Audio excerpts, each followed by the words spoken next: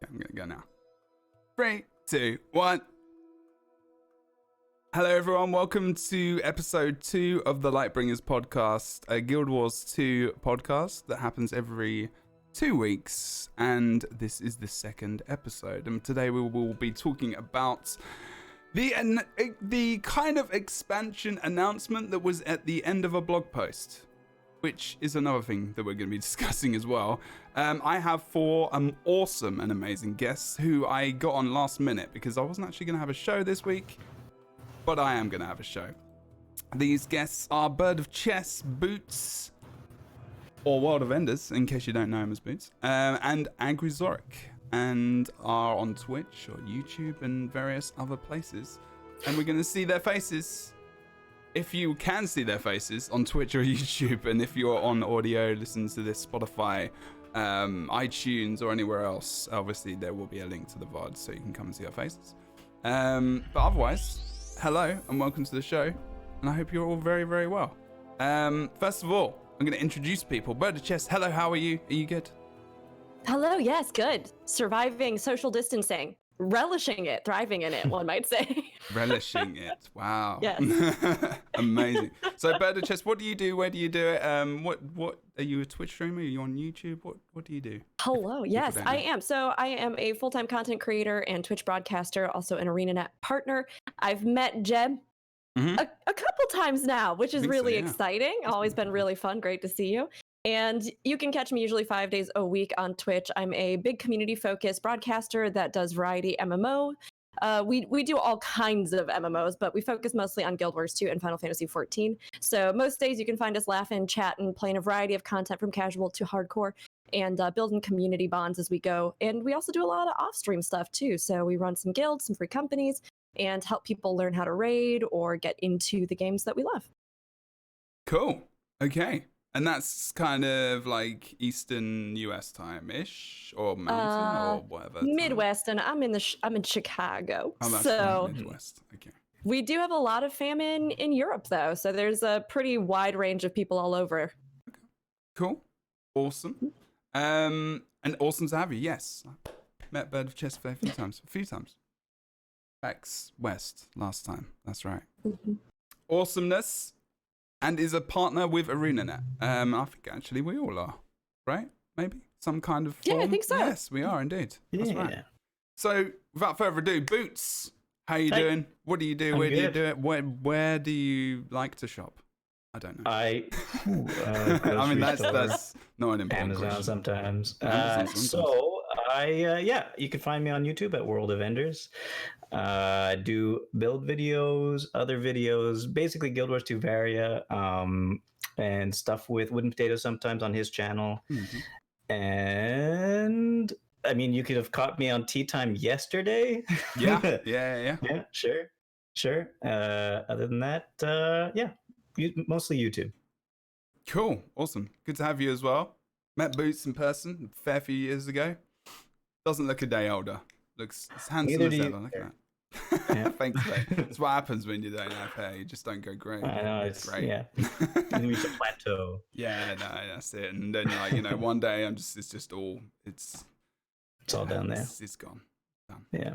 Sorry. Anyway, before the awkwardness settles in, AngryZorric, hello. What do you do? How are you doing? Welcome. Good to see you, my friend. And what do you do? Where do you do it? How do you do it? Well, talking about good. Content creation. I stream here on Twitch. I'm an ArenaNet partner, so I do Guild Wars 2. Not as much as I used to, but still do it, still keep up with it all, for obvious reasons. I love the game.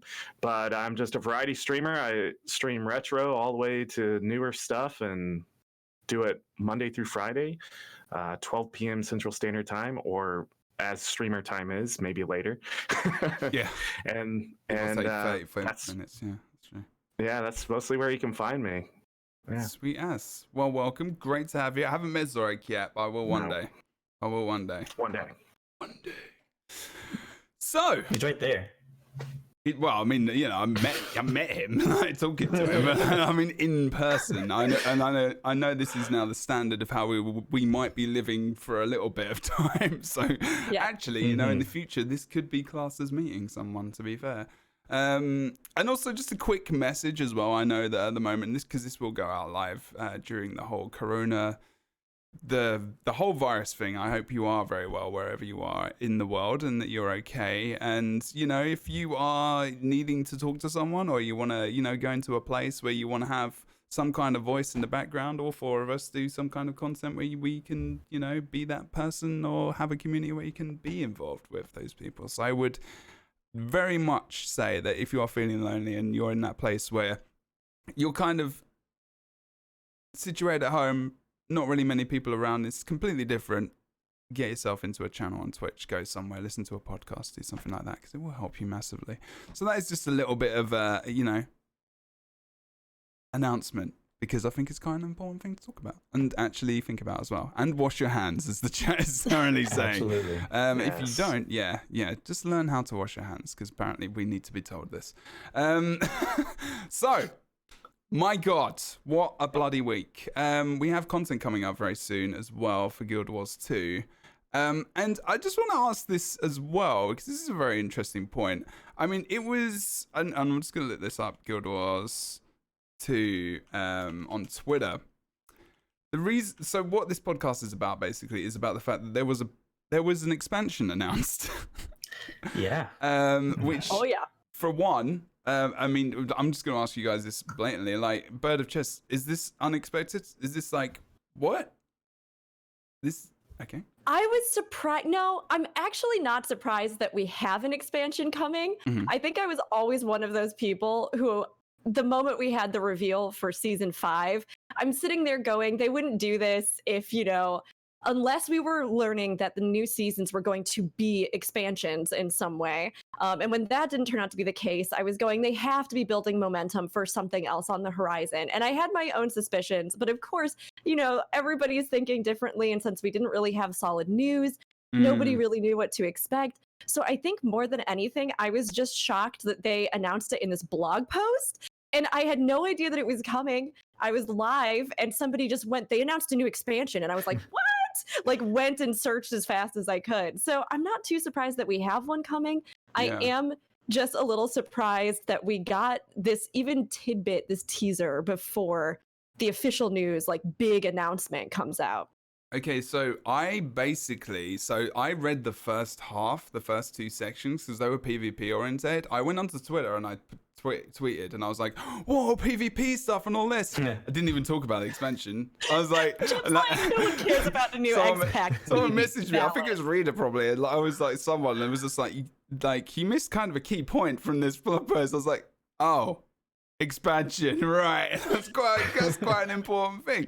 But this is the problem. I mean, I'm going to ask you guys what you think before. So, Boots, what do you think? I mean, were you expecting any kind of announcement about an expansion? Like, no, absolutely not. It still, I feel like there's still a lot of Ice Brood Saga to go before I was expecting any kind of announcement of an expansion.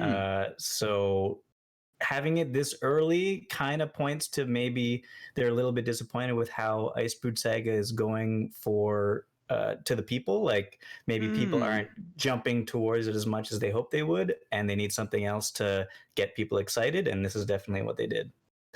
This is an exciting thing, a third expansion, especially a third expansion in Cantha. Right. Okay.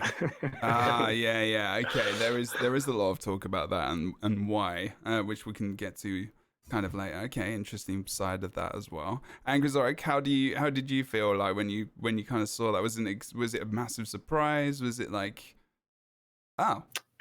It's funny because I've gone through a transition here. So back in February of 2019, they had the layoffs, and it was a really sad thing. And then almost about 6 months later, we had that big announcement, which a lot of people went to, and a lot of people talked down about it, and it wasn't something special. But to me, at that moment, I knew a different era of Guild Wars 2 was being born, but I was still in denial. I was in denial about it. I kept saying, it's just the same old ANET. They're doing the same thing. Mm-hmm. But then, we got a roadmap in December, and that's when things started to change. I'm like, they're just talking, They keep talking and stuff. And then 6 months later, almost to the day, they're like, here we go. an expansion's coming, and I wasn't surprised, but it's verifying to me that something is coming, and that's why I'm looking forward to September of this year, because if they continue that 6-month cadence, that's huge, because then they're gonna maybe give us a little bit more. But as I was playing through the Icebrood Saga, I also noticed it's sort of its own thing, and they're not really introducing new stuff, elite specs, that kind of stuff. So when I saw this expansion, it hit me right away. Like, if they want to give us new stuff, they're gonna have to give us an expansion to just throw it in our face, sort of. So I'm really excited about it, but I wasn't as surprised as I would have been 6 months ago had they announced it then. So, but yes, actually, fantastic. That's a very good point, because I'm with you. You know, ever since, I think for the last since maybe even like Colin Johansson and a bunch of those guys left, I was like, no, there's not going to be an expansion nope. And it's not going to happen. And they're like, I think as things have gone on, it's very, very much this. I think, you all make very good points. You know, there's different reasons for why they might be bringing this in. Like, I think it doesn't really matter the reason. We're getting an expansion, and that's cool. I mean, inevitably, it doesn't really matter what the reason is, in all honesty, because if it gives the desired effect, you've got to think about going forward rather than backwards, because that's that's the way I like to think about life anyway. I think most people probably can agree. But yeah, I mean, I think we've seen Guild Wars 2, Zorric. I love what you said. I think we've really seen them looking forward, especially coming out of last year.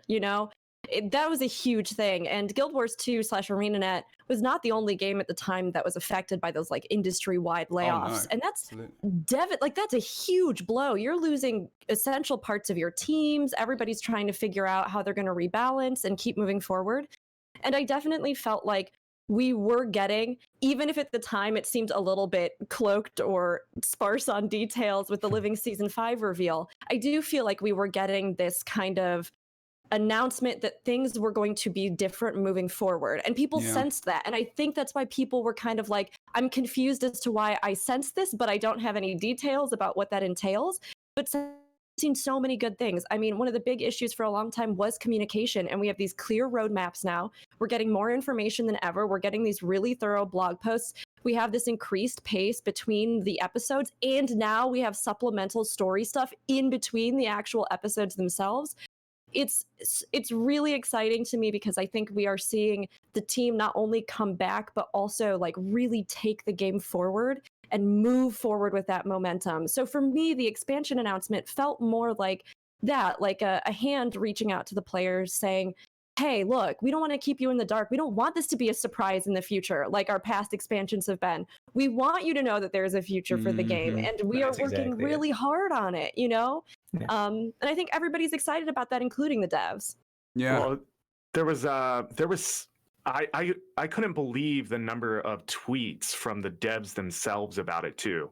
They just, every single person, every dev I follow, and then some even that were just brought to my attention, they're all like, look at this post, look at this. They're really excited about it, and it was really cool to see, like, they're not trying to hide this at all. No. Well, sort of, but at the same time, the slip up is nice, but it does give us that feeling of like they're talking to us, and they're really excited, and they're showing it.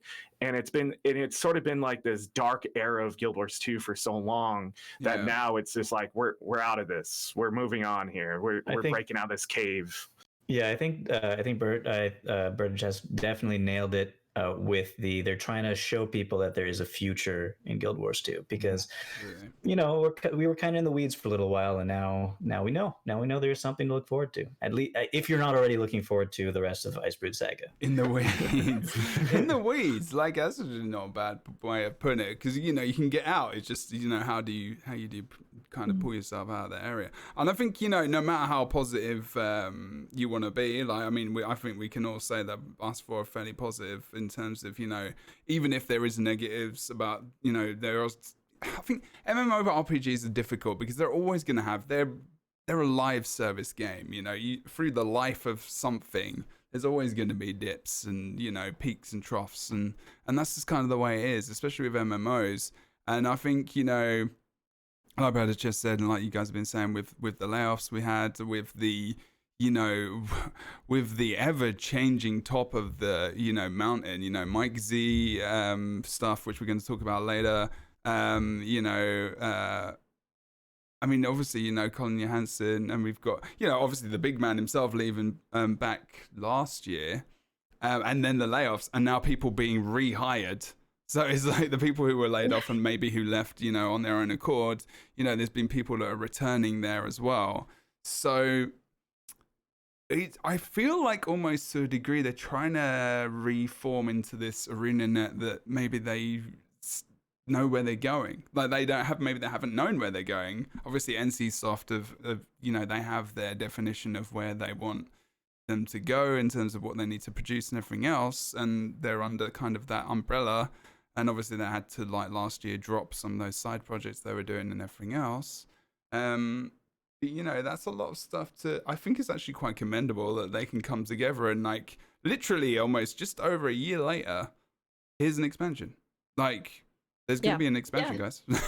Like, and everyone was just huge. Like, the game's going to die. Everything's done, you know, hell free, you know, just awful. But people always say that. Like, that's the thing. As somebody who plays so many different MMOs, Jeb, I think you hit the nail on the head.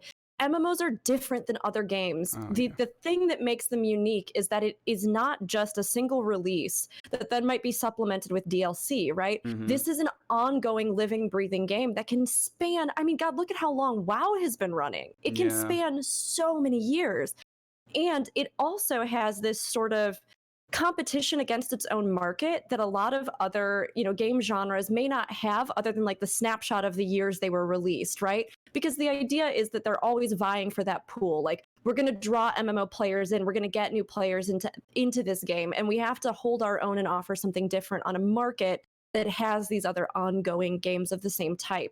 So I think seeing turnover in an MMO is something that's very visible to us in Guild Wars 2. I think because the developers are so connected to the community, and a lot of us know the developers in a way that, like, I could not say the same of a lot of other MMOs that I play. Like, I might know a few figures, but I don't usually know nearly as many of the people behind what's happening as I do with, like, ArenaNet and Guild Wars 2.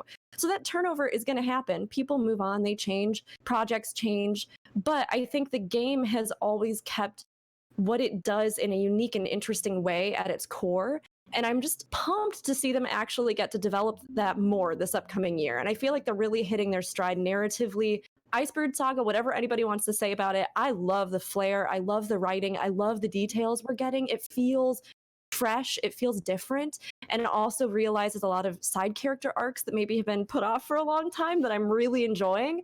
And I think that's just going to give us even stronger momentum getting into new features and, you know, mechanical features and all that sort of stuff coming with the expansion. So that's where we should definitely go and have some fun with it. It's a good segue. That is a good segue. I am going to dip over to the blog post if no one's seen it yet. So I'm going to just transition and you can read along with me if you like. But yeah, so it is, let me just read it here. So this was on the 12th of March. And I have a tiny issue with this blog post, and I'll talk about it at the end because that's the most appropriate time to do it. Spring is fast approaching with summer hot on its heels, and it's time for some updates on what's next for Guild Wars 2. So you're thinking, oh, cool, you know, they've got one of those roadmap images, which is awesome for starters, and it's got festivals, you know, PvE, competitive, you know, and this information itself is pretty big. So you've got, you know, Super Adventure Box is coming back. Cool, you know, that we kind of know that. That's always going to be coming back. You know, PvE, you know, the next episode's coming out. And, you know, some other events with that. And then you've got, like, you know, then I thought it was like PvP accessories, like legendary stuff. Like, you know, the necklace or the rings, depending on which one you want to do, like World v World, PvP, you know, there's one for each one. And then Tournament of Legends, like, whoa, this is so good. And then I stopped, went to Twitter, and I was like, bang, you know, I'm going to talk about that. But why'd you stop? Well, this is the thing, isn't it? I mean, you guys can go and read the blog post. I don't need to read the rest of it there. But then kind of towards the end, you've got this. A glimpse of the distant future. Right. Okay. Cool. Like when they say distant, we can talk about that because I don't even know what distant means anymore. But it says, finally, we have some special news to share. Development is underway on a third Guild Wars 2 expansion. It's wow for a start, and then you're just like, what expansions? What, the game? This is actually a real thing at the end of a blog post. The team is hard at work. I'm hinting to maybe what I'm about to talk about, just in case you haven't gathered. And it's much too soon to talk about any details right now, including features, story, release date, or development timeline. We'll have to stick to that until we're ready to reveal more information to the world. When we are ready, the classic ArenaNet line, which is, what they're known for.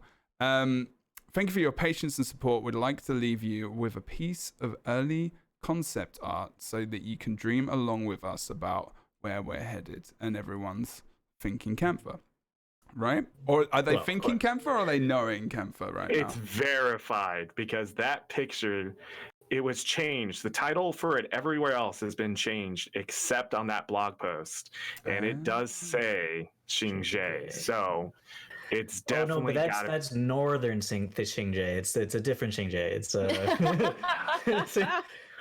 yeah, but man, I'm so glad that slipped up, because I'm like, I was thinking maybe Tengu, something to do with the Tengu. Maybe we're not going to Gantha.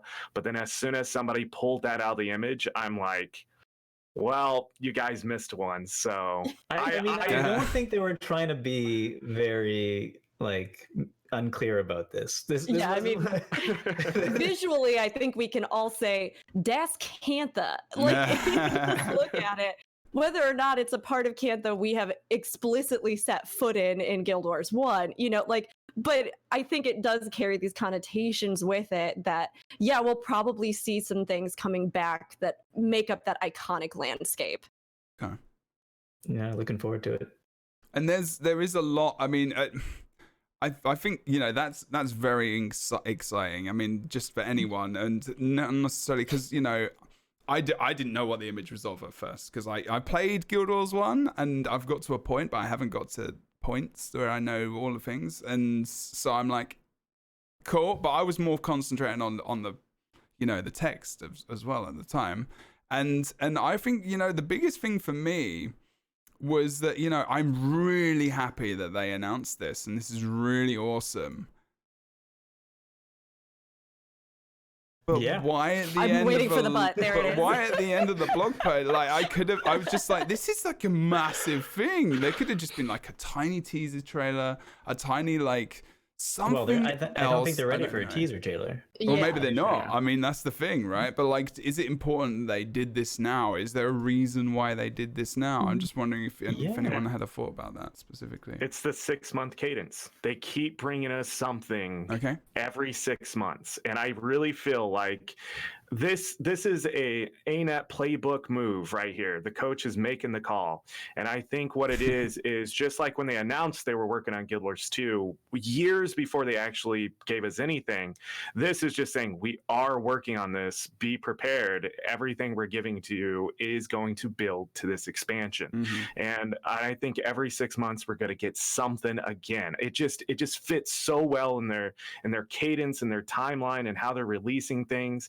We get these nice festivals, these episodes, and it's pretty well done, and it's fast. There's a lot of content coming at us, and it's just going to be a really interesting experience to see how much they get done and how they build it up to be like, oh yeah, by the way, in a couple months here's the expansion, and we just sort of forgot that, oh yeah, and they're going to be like, and hopefully they will give us more information than even they did with Path of Fire, and go back to maybe HOT days with that. But I digress on that. So for me, I think you have something there, but at the same time, my opinion is a little bit murkier, because it's kind of influenced by beginning of 2019. I was on a podcast called Hosts of Ascalon, and we were doing a prediction show, and I predicted that at the end of summer, right before season 5 was going to start, they're going to announce a new expansion after season 5, and I think that's in the 6-month cadence that you were thinking of, right, Zorric? Ish, yes. Yeah. That didn't happen. And nice. It didn't happen, but because so one of the people on the show, Alona, was saying that she thought that there would not be any other expansions after season 5. They would just continue with new seasons and new seasons, new seasons. Wait, was this post PAX West? This was pre PAX West then. I don't know. This was pre. So end of summer was like, I mean, PAX West was September, right? BirdofChess. That was. Yeah. Maybe a little earlier. Maybe. Yeah. Anyway, the point is that I didn't think that. I thought we were going to get another expansion after season 5, but when there was no announcement at the end of summer, I thought maybe there's something to this. Maybe season 5, maybe Icebrood Saga was an experiment or is an experiment, and whether or not they could make bigger, better content for the game in season format, and they have been doing that. It is bigger and better than normal seasons. And would that sustain the game in a significant way? You mean going back to the original plan? When they weren't expansions, yeah. And it's possible that they tried it as an experiment and it didn't quite go to succeed as well as they hoped it would, even though they are delivering what they promised. Maybe the returns aren't what they expected, and that's why they're switching to an expansion now. I'm not sure that's... Yeah. Oh, no, exactly. I mean, it's very interesting because Guild Wars 2 is a little bit different than a lot of other MMOs that I think most of us will commonly reference to set the standards for the market, if that makes sense, right? Yeah. So if we're looking at those big hitters, if we're looking at like World of Warcraft, which has just set a precedent in MMOs for the past, 15, 20 years, it is really interesting because those games have a subscription base. And that subscription model drives the cadence and the content that they can do based around estimated, subscribers and things like that, and the general baseline income that they're going to have for that game. Guild Wars 2 operates much more like Warframe, interestingly enough, in that because it is a game, especially at this point, that has like almost no cost to entry, which is insane to me, and has no subscription. I think that has always affected what they can or can't confirm, what they can or can't create, and sort of the time frame and division of resources at any given time, right? Because they have an idea based off of the information and data that they have, but it's not quite the same as having like an ongoing subscription base that you literally just have because you have to have it to play the game, right? Yeah. So it's interesting. It changes things a lot, but I wouldn't be surprised. I think to be wise, they have to do exactly like you're saying, Boots. I mean, they have to test the waters and see what kind of content they create and what it generates. And when it comes down to it, seasons, while they are really, really cool, don't generate the same like incoming hype and sales as an expansion, right? Because an expansion comes out, people want it, people purchase it, people get excited, people hear about the game for the first time. It's massive. It's massive for an MMO's ongoing publicity and health and sales and interest. So I kind of felt like you. I thought we were going to maybe get expansion living seasons to some degree, but I was really nervous about them doing that because it's great for an ongoing player base, but it's much harder for newcomers to get involved in and to get, hyped about.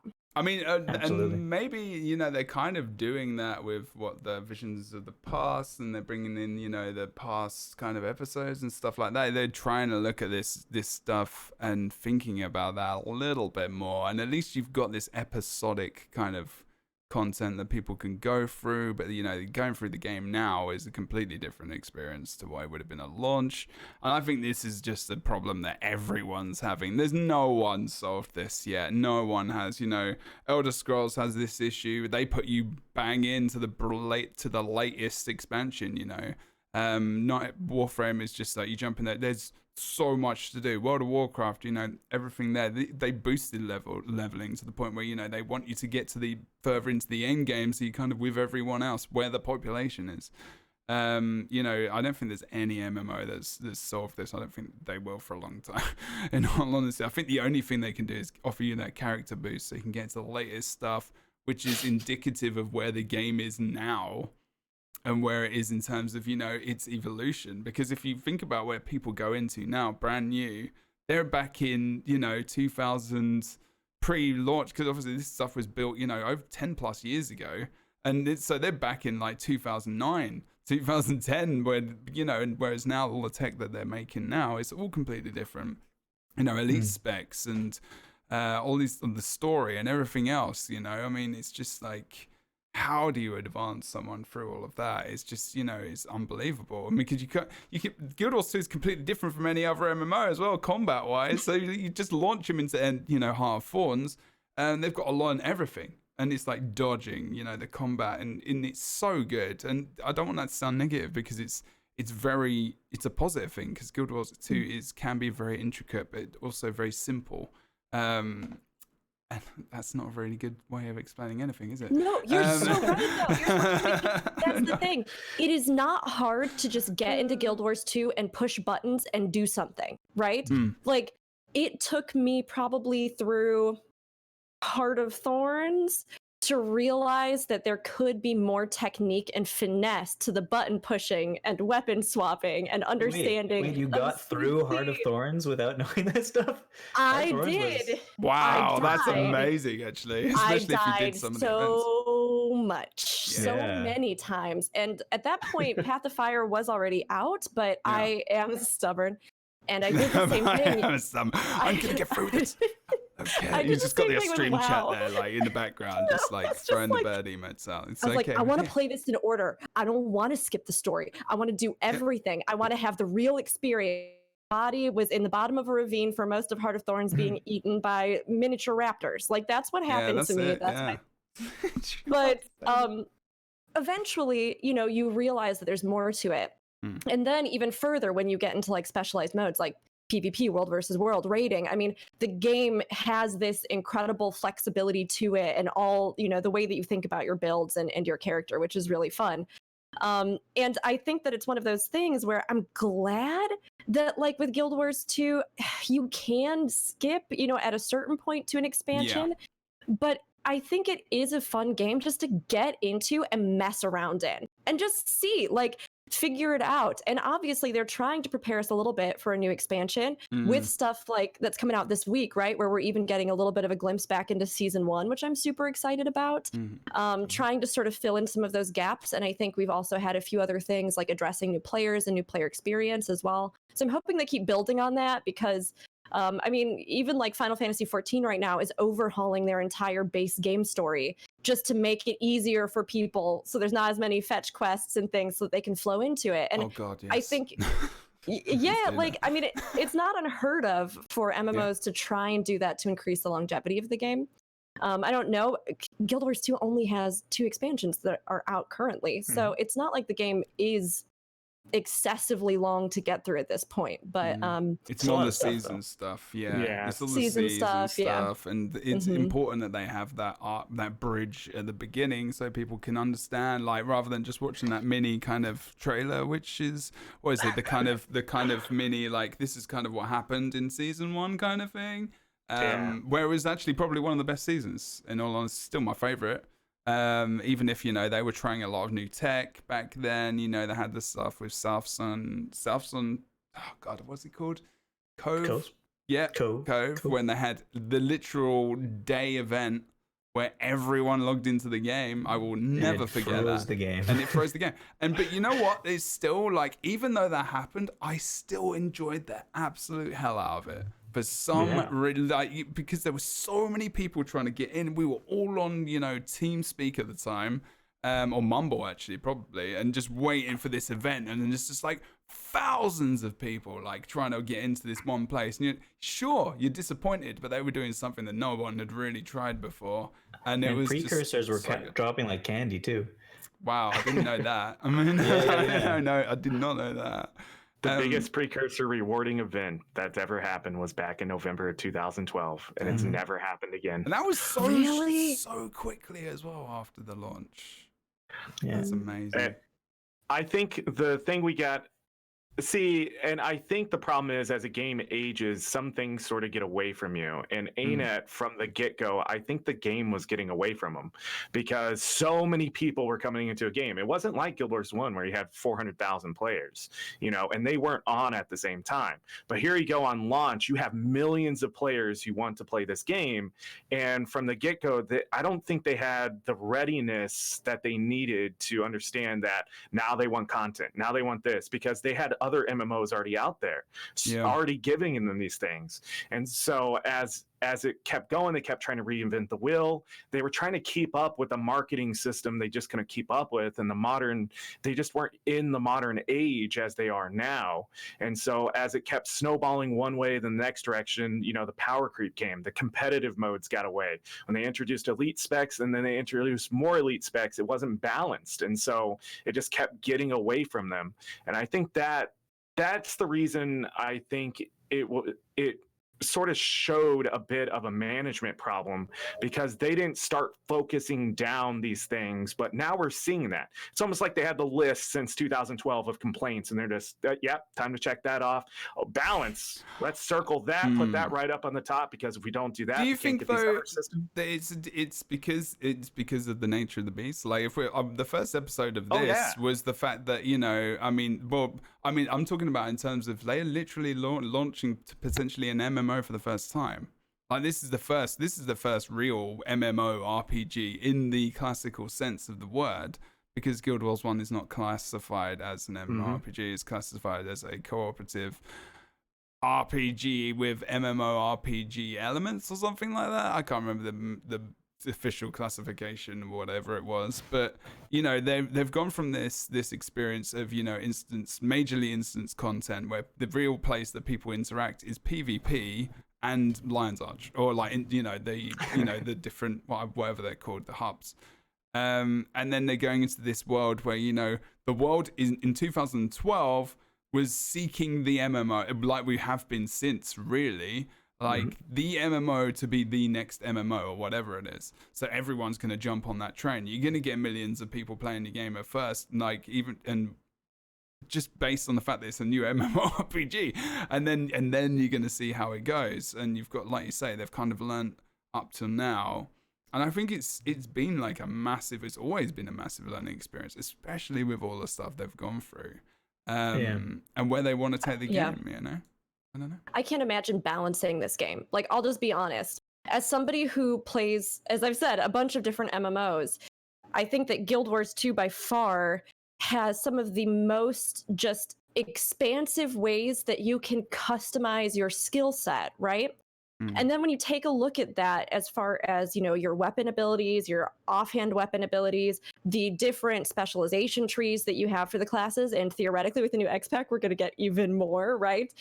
She's doing the segues well. This is what BirdofChess is gonna have the last word on this, unless you guys need to talk about it. But she's doing well. Then you look at the different modes within Guild Wars 2, and I think it speaks to how fun and interesting a lot of those modes can be, as to how passionate the player base can be about them, right?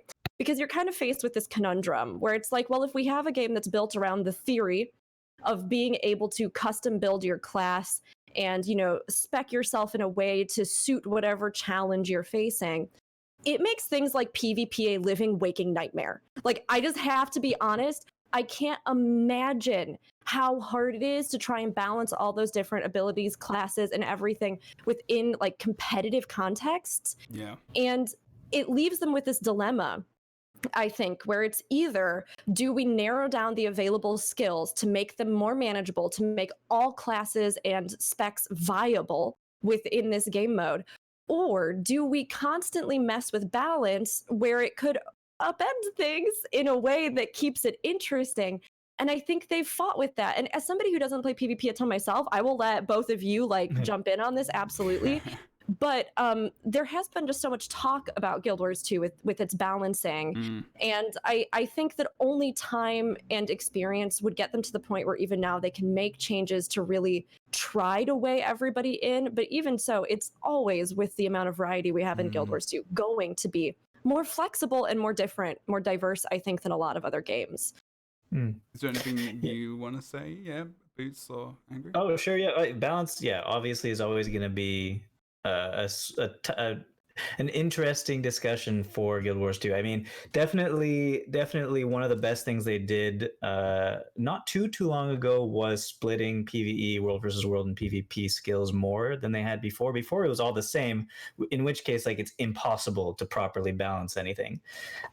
So they've been doing that more, and they've been doing a much faster balance cadence than they used to do in the past as well now. So they're doing a really good job with balance these days, and I'm pretty impressed with what they're doing. And the reason why they're doing it a faster cadence is because when the game becomes stale, it becomes less interesting to people. And when they do just slight balance changes or tweaks or overhauls in a lot of cases, it adds a little bit more spice to the game, even if especially for PvP and World versus Worlders. That's their content. That's their content, yeah. Exactly. Yeah. It's important. Good point. Mm-hmm. But what is everybody? Oh, Zorric, please go ahead. No, go on. Because I was just going to jump in on the, but what are we going to get with new specs train? But we can go into that. We'll go into that in a moment. I think Zorric wanted to say something. I'm not too sure. Yeah, go for it. I just wanted to agree. It's great points. It's just, yeah, as Rook's saying, it's important to know what's coming up because before, when we were getting the new elite specs, they sort of try to showcase them as well. Mm-hmm. So what they were doing was sort of nerfing the other classes a bit to sort of be like, look at these new classes, they're so shiny. It's a marketing technique, and we see it in all games. But ANET did it very blatantly, which it was always surprising when people are like, I don't understand why that's so strong. Well, yeah, it's the new shiny. They want it to look strong. It's what you do, but you know, that's what's important. If they start adding in things like other elite specs, even new weapons, if that happens, it's important that it stays balanced. And if they're going to do the same thing that they did in the past, it isn't going to work out well. But if they keep on top of it and keep that fast cadence and be like, we're changing this, there's no reason someone should be able to one-shot you from 12 miles away and evade every attack that's thrown at them from 5 other people, then we have this ANET that becomes more trusting. We can start getting more competitive. We can build that brand, and maybe get that esports back and really enjoy what it once was, community-based fun, and just the reward was playing it instead of hoping for something back from ArenaNet, instead of ArenaNet saying, enjoy this. That's another subject. That's definitely, I'm not sure. Yeah, esports, I mean, you know, at the end of the day, I mean, it was always going to be about people wanting to get the prizes and the money out of that. I mean, for a lot of people, it wasn't as well, but yeah, that's another conversation. But I think, no, it's fine. It's, the difficult things are, and obviously being part of that, obviously I was a shoutcaster, and I was professionally, technically, I was a professional shoutcaster. You know, I was literally doing this stuff for these guys in ESL. And balancing in, so Guild Wars 2 was created as a PvP game. That was how it was built on. That's what the combat is. And then it kind of, and then obviously had, you know, obviously the MMORPG-ness of the PvE, the story and everything else. But, you know, at its core, it's a PvP game in terms of combat. And I've had this conversation with devs, as you know, this has always been the vision, you know, this is the base of where this thing came from. And, you know, there's nothing wrong with that. It makes the combat really intuitive and really, really fun, which is why it's still got, you know, one of the best combat systems out there. It's no, you know, I don't think that's in question at all. But like in terms of balance and, you know, elite specs and all this kind of thing, there is a problem that they have where there's no way that even if it's gonna be powerful, like even if they want to sell it as a marketing plan, we all know that to a degree they want this new thing to be powerful so you can buy the expansion, blah, blah, blah. We don't know this. This is just everyone's theory about marketing, and to an extent makes complete sense. But also they can't test this in a live environment. There's no way for them to do that. They can only QA it. And, you know, the QA guys are only going to be as good at the game as they're going to be good at the game. And they're not, you know, thousands upon thousands of people. They're a team, which is smaller than that. So they're never going to be able to do that before the game comes out. And then it's about, you know, there is no PCS. This is not really, you know, the alpha. We don't know about the alpha that much. And, you know, even if there is one. And, so there is these constrictions that they have. So inevitably, I think when an expansion comes out, my expectation is that yes, these elite specializations, if they exist, if they're going to be in the game, because I don't know, none of us know, are they going to be? They probably will be massively powerful. But I think, as long as the answer, and this is what they're setting up for, this is part of, and I don't know whether or not this was something they planned for with the balance cadence they have. They've got CMC in there, who's now in the PvP team. Ben's kind of moved up, and there was a lot of changes. So CMC is basically a new. Well, he's not new to ArenaNet. He's newer than most of the guys there, and he was basically used to do balance patch streams where he would balance the game, and he wasn't even working for ArenaNet. Like he was like balancing the game, going through abilities, saying this is how I would do this. And this was years ago, and I don't know if anyone remembers this, but this was like 2013, 14. And he got employed there later. I think this was after like Grouch and Colin and those guys left. I'm not sure. He might have been in QA before. But, we got to the point now where the balance is, there's still some issues. There's going to be issues. But, they with this alongside, the future expansion, I'm actually ridiculously excited for what can happen. But they're preparing. Like you can just see it. We can see it on now, every level. Yeah, for sure. Yeah, they're preparing for this, and it's great for me to hear since like I was saying, I've just sort of dabbled. I mostly do raiding and PvE. I've just dabbled in PvP stuff since it is such a huge part of the game. It's great to hear that people are feeling like things are getting steadier, and that all of that will hopefully carry forward as we keep pushing towards this new X-Pack, right? Because I think new classes, as always, whether you have marketing strategy or you have, whatever, and we see it in every game, I do think there is always as well that margin of just player experimentation, right? Because a lot of times players will have like the focused, dedicated hours, ideas, drive to kind of mess with things in a way that they will break it. And then in the way that devs don't, and the way that the devs won't, it's just that way. I mean, they will make and create things that haven't been seen, but there's different quality of there's different levels of how good they are at this PvP, who they're playing against, their build craft and everything else, and it's just like there's fun. No way. Yeah, oh, absolutely. Yeah, I mean, it's definitely. You don't want to know everything before as well. So yeah, exactly. You want the mystery. And I see we obviously have some people asking about PTS and the idea of like a public test server for any of these changes are going into the X-Pack, which I think is something that games do or don't do for a myriad of reasons, right? There's so many reasons that they may or may not have those kinds of servers. But I think that's one of the beauties of an MMO, right? The idea that, if you've played an MMO for any length, you know that patches are just a part of it. Like, they're going to exist, and it's going to be an ongoing thing, and it's honestly fun, especially if you do have a story or a narrative in your game, to set people free and see what happens. And, every launch is going to have its issues, 100%. No launch is perfectly flawless. But I think it is great to take that journey together and get to mess around with stuff and see, like, even if a class is powerful upon its release, it's fun to see how it develops and how players use it. Yeah, and I trust the team that's currently doing balance to be able to see if something's too powerful after release and nerf it when it's necessary.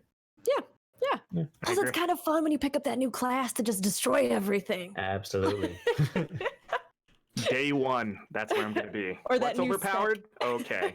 Yes, I'm playing that. It's my favorite class right now, yes. They confirmed that all the new elite specs in the Kanth expansion have damage on their CC skills.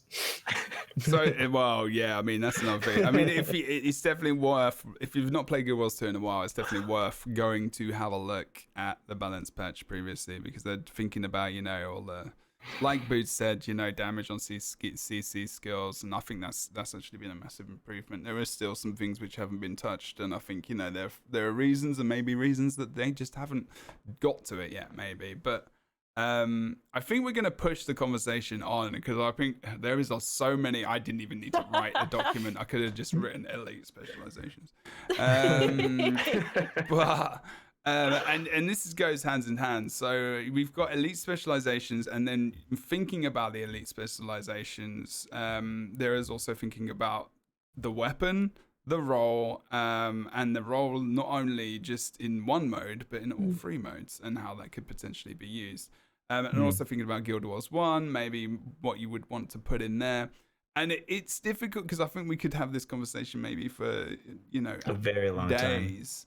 But the first question is it good? She's really excited about this. And this is why you need to come watch the vlog. Is really, and we might as well start with BirdofChess because she looks like she's going to react. But this is my first question. And thinking about as well, there's so many things to think about. Even just thinking about whether or not there's going to be elite specializations anyway. And the assumption is, yes, there will be. But they told us not to necessarily expect elite specializations and things like that to come with to be done in the same way. And that was back in PAX West when they announced the Ice Brew Saga.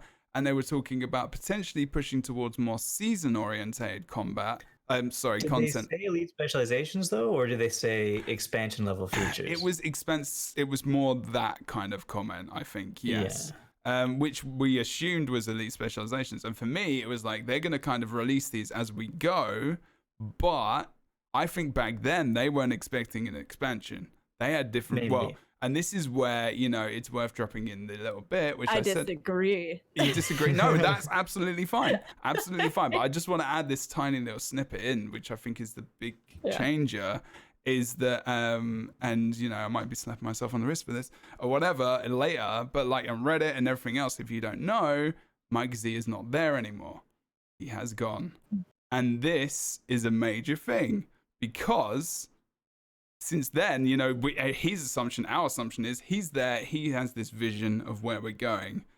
I guess question is, do you think elite specialization is going to be part of the expansion? And do you think that this has been a change since PAX West announcement and since, Mike Z has left as well? Like, is this all, I know it's a big question between maybe just focus on the Mike Z stuff, I guess, I don't know. But like, is there going to be elite specs? Kira was just going to talk about how I really wanted a whip weapon for Mesmer. Wow, she just wanted a whip. All right, are there going to be elite specializations in the next suspension? They already have the domination line. Oh, that's true. Really fair, and I'm just saying, this is one of my favorite. There's we got like 2 huge branches now, 2 different things to talk about. Go with the elite spec first. Sure, yeah, let's start with elite spec because we definitely are going to circle back around to Mike Z, I think, towards the end of everything. So I just think for me personally, and since we haven't really done this, I'd love to hear what everybody else is. The things I've been most excited about from everybody theorizing about new elite specs.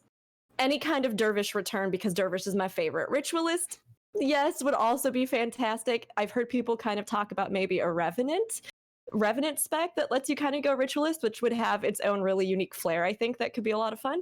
But I kind of want them to do some stuff that's just like brand new. I mean, I'd love another pure healer class, kind of on par with druid. I'd love another tank. This is all within little quotation marks because, I mean, obviously you can spec things a ton of ways. Yeah, you can spec things a ton of different ways. So that's not to say that like it has to only be that, but I'd love something that could stand on par with Chronomancer, something that could stand on par with druid. Something fun I think would be whip for Mesmer because I'm just at that, and then maybe NG. I like how the call just went out when you said I would like a whip because, and then the call like just went. What was the reason? Because I think everyone wants to know. Apparently, I don't know when we got on this. My chat started talking about whip as a possible weapon, possibly from like Indiana Jones, but like the idea of just something really different. Lance and or halberd I've also heard a lot too, which would be really fun. But I think it would just be great to see them bring something super new and different in to really keep expanding those classes. Kind of a la, I mean, Firebrand. Like, what a strange and wonderful thing that you get out of, Guardian, which is so interesting. So I'd love to see more stuff like that. I think it could be great. Yeah. Now we're all just gonna remember BirdofChess comment. I want to whip in Guild Wars too. Okay, so but do you think there's going to be an elite specialized? Do you think elite specialization? So your assumption is you want there to be elite special. Do you think it's going to come with the expansion? I'll be honest. I would be absolutely baffled if they did not put in new elite specs. Yeah. Or at the very least, some kind of new skills for classes. I mean, whether or not we get a new race, I think that's another thing, that a bullet point here. But like, a new race would be great. A lot of MMOs, you kind of expect a new race. But Guild Wars 2 has not really set that precedent in the past. And even if we just get new CC options, I think that would be fantastic as far as characters go. But to not have new elite specs, I would be so surprised. Like, that's something you do when you sell in an X pack. And I do remember from the announcement of season 5, them very definitively saying like specs probably aren't coming with this season. But I don't remember exactly them discussing about like an expansion that wouldn't have them. They may have at some point, and masteries could give us something really interesting instead. But it's true. You got to have something to advertise on your new expansion, and new specs are the like foundation of that, I think. So elite specs are designed for expansions. Essentially, they have to come in them because I mean, it's their new class, idea, right? Yeah, and your idea of maybe they were thinking about perhaps slide them into seasons somehow, that could have been on the table. Let's say that could have been on the table. It's not on the table anymore. I think they correctly realized that introducing, unless they did it all at once during a season, it wouldn't work well, because a lot of people complain if the Mesmer got the first elite spec out, and then you have to wait 2 months until the next elite spec comes, and that would not go well, I guess, on Reddit, for example. You've just got to remove Reddit from your life, I think. Sure. Yeah. not generally the platform. I mean, just the Guild Wars 2 one. That's just my personal opinion. Yeah, so for sure that, I mean, elite specs have to be bundled into one thing, and expansion is the way to do it. For elite specs, though, in the Cantha expansion, so yeah, I like the idea of doing something random. I feel like some of them have to be Canthan themed, though. So like, are we gonna get an assassin back for the thief? Maybe not themed, but I still want a ranger with a hammer for a bunny thumper. What? You didn't play Guild Wars 1. That's a Guild Wars 1 thing. Okay, it's an overpowered build for too long. Yeah.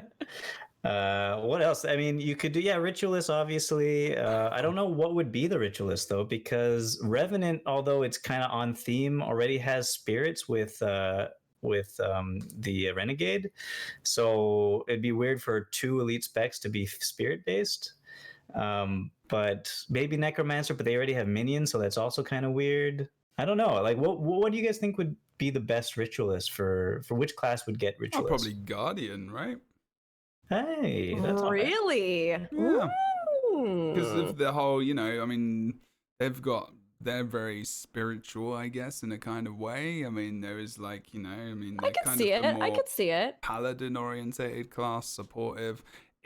But then of course you're gonna have another support thing in there as well. Well, support, whatever you want to call it, and it's whether or not they do bring a new class in.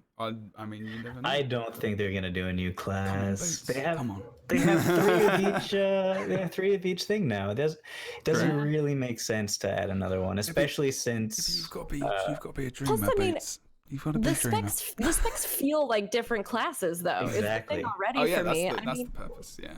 Now, my like real dream goal, whip Mesmer aside, would be to get some kind of like crystal dragon, champion glitter fest. Like, that would be really good. I could see them putting. That's the official name, by the way. Crystal Dragon Glitter Fest, Warrior, and Revenant. I would die for Order, and that's all I'm going to say. So if I can continue to live my dream of just immersing myself in that, fictional dragon relationship, I will do that. She's beautiful. But I could also see Ritualist going. I could see Ritualist going to Necromancer, maybe, as something where it's like not about reanimating the dead, but maybe summoning the dead. Like the spirits. The spirits instead, yeah. And maybe and they wouldn't be mobile, I guess, because they would be like the Ritualist spirits, so it would be different from the minions. That could work. Yeah. But would it be too close to the shades? Might be too close to the shades too, yeah. And you don't want to risk that one again. Every class has like something they summon at this point. Just like warriors have banners, right? And they fall down. And they can pick them up type of thing. I don't think that's going to be the problem. I think the biggest problem with the expansion when we talk about elite specs isn't going to be a shotgun effect. I think it's going to be more centralized. I do think there's going to be a new class. I do think it's going to follow suit with maybe even a new race. And I do think the trait system is going to introduce something we've never seen before with that class. Maybe introduce the ritualist, the assassin. Depending on what elite spec you take, you will be able to equip this and have these skills. And if you don't take it, you can't do it. And that would be interesting and way out there, but I do think they're going to focus, and I hope to God they do, because boy, is our weapon set getting old. New weapons. I think that's the only way they're going to be able to introduce any elite spec that's going to seem interesting to most of the classes. Whips, pole arms, fist weapons, something axe, interesting. Just give me a great axe, dude. That's what I mean. A great axe. Bring dwarves back. Give me a great axe. I'm done. I'm never playing another game again. Spear and trident and stuff, because you already have a bunch of those skins. So spear would be so fun. I love like extended reach kind of melee weapon like that. I think that's so fun. And we don't have like a real play style like that at this point. So and that could be a great time. You could even call it a halberd because it's essentially the same thing. So like you just call it a halberd and say, here goes in the slot if you needed to. I wonder. Go on. I really wonder if this is going to fall back from what we didn't get when the game released, because we were supposed to have Tengu in some way. We were supposed to have pole arms, and they got removed from the game. So I wonder if this is going to be like, what haven't we done, and why didn't we do it? And if that's the case, some of this stuff is already there. It's already in the code. Some of the pole arms out there, the stuff they pulled out, maybe it's time we can finally get those so I can be like, yes, look at my giant meat stick, because that's what it was called. And it was classed as a pole arm. It was literally this giant... podcast was so clean. oh god, oh god, oh god, oh my god, I didn't even do that. What the hell? I didn't even do that. That wasn't even a joke. It literally just went off. The whole podcast just died.